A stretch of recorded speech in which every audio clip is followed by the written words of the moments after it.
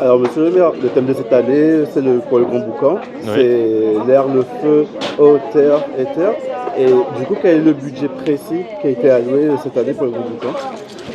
Le Grand Boucan, c'est l'une des plus grandes manifestations de ce type au niveau national, avec le carnaval de Dunkerque et le carnaval de Nice. Près de 60 000 participants sur une journée. Donc, depuis plus de 25 ans, cette manifestation a lieu sur Saint-Paul. Nous donnons une subvention en numéraire de 30 000 euros et un accompagnement de la ville à hauteur de 120 000 euros pour que les chars, pour que la sécurité, pour que tout ça puisse être mis en œuvre dans des bonnes conditions et surtout avoir une sécurité maximale sur cet événement-là. C'est un événement, un événement festif. Alors on vient de terminer le conseil là, c'est pour ça la langue écorche un peu, où ça regroupe des associations saint-pauloises, mais toute la Réunion ici se retrouve. C'est le vivre ensemble, c'est une fête qui réunit tous les Réunionnais, et j'invite à cette occasion les Réunionnais à venir le 29 juin à participer à cette belle manifestation. Alors, que pouvez-vous nous dire sur les fêtes de juillet 2025?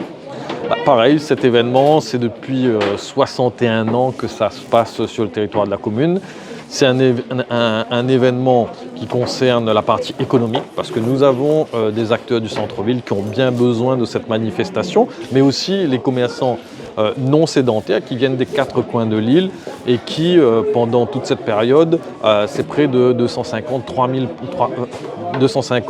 300 000 personnes qui fréquentent le centre-ville et qui offrent une bouffée d'oxygène dans les chiffres d'affaires des commerçants lors de cette manifestation. Mais aussi, il y a des animations culturelles, il y a le parc Expobat qui est animé pendant toute cette période, et c'est vraiment la fête de Saint-Paul pendant cette période-là.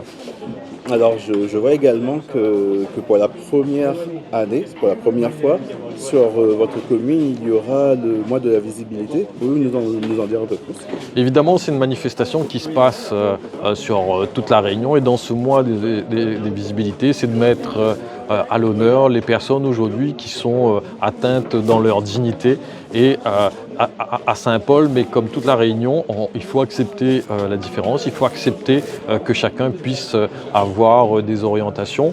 On est pour le vivre ensemble, et c'est pour ça que cette manifestation à Saint-Paul est vraiment symbolique, pour que les personnes LGBT puissent défiler sur le débarcadère. Ça va être un événement convivial et festif, pour que ça soit un moment où chacun puisse avoir droit à être présent sur l'espace public.